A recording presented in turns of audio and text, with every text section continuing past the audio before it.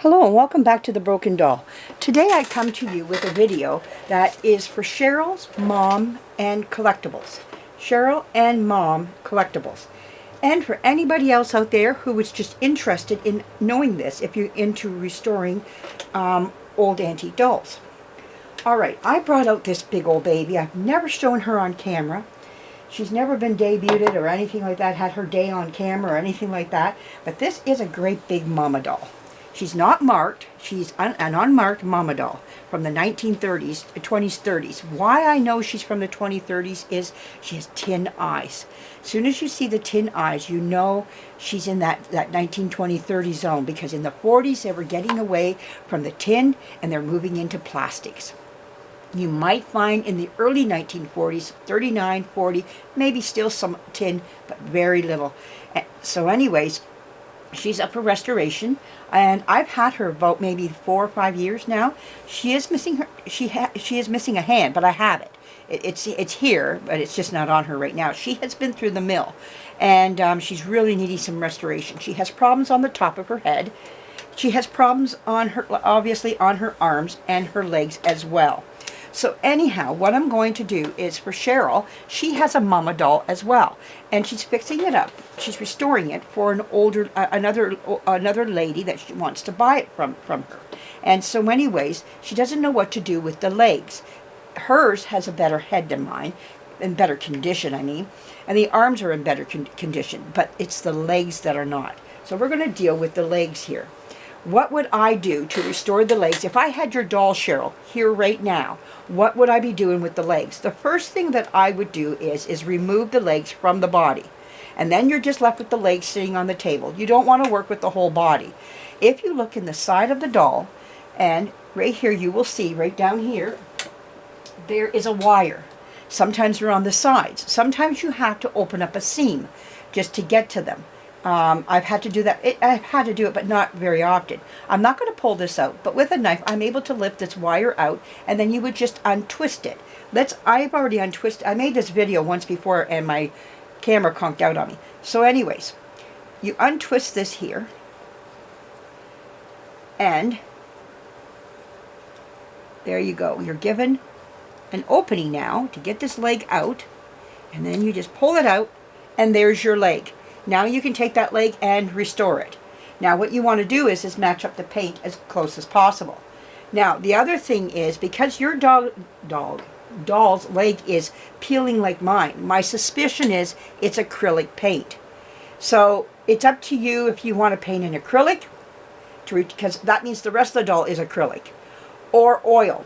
What would I do? I would paint it in oil, because she might just bring it back to you someday and say to you, can you restore the rest of it? It's peeling now. All the rest of the doll, all the other parts of the doll, the arms and the head are peeling. And at least you don't have to redo the legs, because why? You've already done them.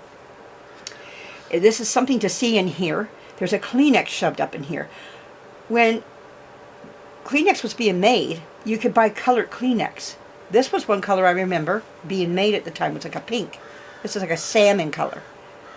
I don't think you can buy it like that anymore. So this tells me when this doll, we can go back, I think we're going back to the 60s, maybe 70s, when this doll was probably restored, or maybe just restuffed. But I got a feeling it was restored during that time. And also here, you can see this stuff here. This is like foam. This is not 1930 foam. There was no foam in 1930. So we see this here. I'm really thinking the 60s. A lot of dolls were stuffed with this here. And this one here has the cotton stuffing. This one does not. The cotton is right here. So if we were to take this out, I don't know if the whole leg, is the whole leg stuffed? I don't think it is. I got a feeling what has happened here. Let's just take a look here. Yeah, what I thought. The doll's leg is hollow. This stuffing belongs up here. They didn't understand that. They thought the stuffing, okay, I'm going to just put it back in here for now anyways. This stuffing belongs in here. What happens is usually a little piece of cardboard's put here, and that would keep the stuffing from going down into the leg.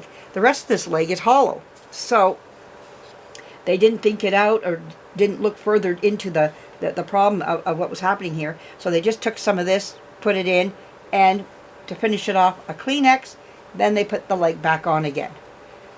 It's wonderful things that you find in when people restore a doll and what they will use. I've already told you a story about a doll I had with its head kinked right over. My grandmother took some of her old nylons and stuffed the doll with the nylons and did the doll wonderful. But when I pulled out, I had all these old nylons, you know. The body was rotting and the nylons were poking through. And there was my grandmother's old nylon sitting in there. And there were those little single nylons where you had the line at the back too. You know, no pantyhose at the time. You had to wear a garter belt. But anyways, interesting to see. So I hope that helps you out, Cheryl, in what you're trying to do. But yes, very easily done. And now you're going to start taking the leg and now with the, if you can, if most of the time when a doll is in distress, and you'll see where the paint is cracking right along the seam where you have this putty here. This putty here, the paint does not adhere to it as well. So what happens is, this is a great place to start to take your paint off. It's right down on a seam. So if you can just come in here and right down a seam, and then it will lead you into the further parts of the leg. I always look for a seam. Now, how do I know this is acrylic? Well, let's take a look here. I brought my acetone down, and let's see what paint this is.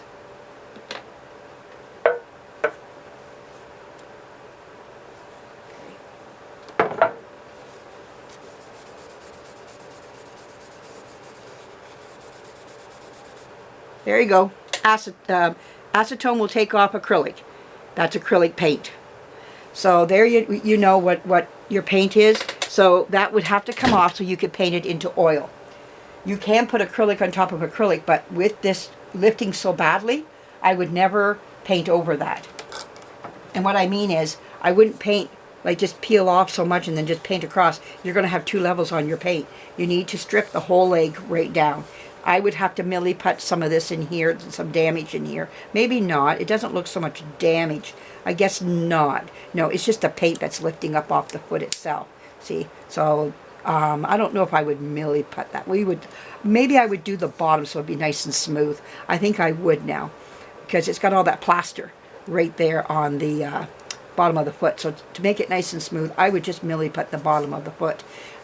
That's what I would do. So I have a nice bottom of my foot, like nice and smooth. So those are little things I can help you with. I hope this video helps you as what to do. And you never know what might be in the stuffing of your doll as you go through it, as you start to pull it apart. Now my doll up here has Excelsior straw. It feels like at the top here, it feels like, but it doesn't feel like there's Excelsior straw in the body. It feels cotton. And then I can see straw poking at the top here of the doll. So it's kind of got like twofold of what's going on here. There's straw up here, but it feels like cotton down here. So I wouldn't be a bit surprised if there's a mixture going on. This doll has been previously restored, and there's been a variety of things done to it. So you might find that with your doll, you may not. But I just love the idea of the Kleenex being put in there just to kind of give its final stuffing. That's quite the ordeal. When you're done, you can put your leg back on again and do up the leg again, and away you go. So that's all you have to do is just take it. Now if the wire breaks, you will have to put a new wire in, or you can use a zip tie. I prefer, when it comes to that point, if they break, then my thing is I zip tie them. And that's what I start to do. And this is a copper wire. Now you can use copper. It works. Like I can't believe how nicely this does work. You know, so I wouldn't feel afraid to use copper on this doll. So I mean, it held this doll's leg quite nicely. So yeah. And there you go, and her leg's been put back on again. And the secret of what's inside of her will never be told. But we will get that straightened out when I restore her. So I hope this helps you, Cheryl, as to what you would do. That's what I would do. I would remove the legs off the body. And this beautiful doll can be restored back to her beauty again. She will show so nice when she's done. I'm excited to get her done and put her in a chair all dressed up in a nice antique dress. She will look just, oh, wonderful. I've got a lot of dresses for her here on my shelf. I got a lot of these big dolls. I think about 50 of them. I've got big dolls that I would like to get restored. Some I will probably sell. Some I'm going to be keeping. This one is a keeper for me. This doll was came out at the time when I think as a competition doll to the F&B Love'ems, and she was competing against her. All these big mama dolls that came out. F&B made a wonderful doll called Love'ems. I have a Love'ems here. I have actually about 2 or 3 of them, just maybe more, just like I do the F&B Baby Bubbles. So they all need to be restored. So the thing is that yeah, these competition dolls came out with no markings on them, but they were beautiful, wonderful mama dolls and great big happy smiles. Competed against these other wonderful dolls, and they did just as well. But you can see she needs more stuffing because her chest plate is, you can see, is bending into her chest. She needs to be held upright like this. So her stuffing's getting old, or just a lack of stuffing, and it does compress as time goes on. So anyways, I hope that helps you, Cheryl, and maybe somebody else out there as well, as to what they would do if they owned a doll they were going to restore for somebody else, and what to do in this situation where the legs are bad but the rest of the doll is doing pretty good. That's what I would do. I would paint her in oil, match up that paint as close to the acrylic as you can, and go with it there. So that's going to be the next thing, is matching your paint up. You could probably go to some place like Home Depot, or a store of that sort, a hardware store, where they have that matching ability. You can take a piece of maybe take the leg in, and they can put underneath the machine and try to match that paint up for you if you have oil paint available in your area. I don't, and I have to use Tremclad for me. If you're in the States and you have, you're in the USA and you have a state where you can still get oil paint, go for it. That's what I say. I know some states are going, trying to be eco-friendly, you know, so, you know, if you can't, that's the best next thing to go to is your Tremclads. Or there's another one too, I can't remember what it was called, but anyways, yeah, so there we go. I hope you like what you've seen here. I hope I answered your question. If you need more, Cheryl, or anybody else wants to question something more about their doll they like to restore, or about restoration, just in the fact of restoration, let me know down below. I'll try to answer it. If you prefer a video, I can make a video. I hope, like I say one more time, I hope this helps you, Cheryl. It was fun making this. I enjoy doing it and helping you out. Thanks again for joining me. If you like what you've seen here tonight, today I should say, because it is daytime, I'm making this. Give me a thumbs up and subscribe if you're not. If you're passing through and you go, hey, I like this lady. I like what she's doing and what she's saying. Subscribe. You might like what you see here.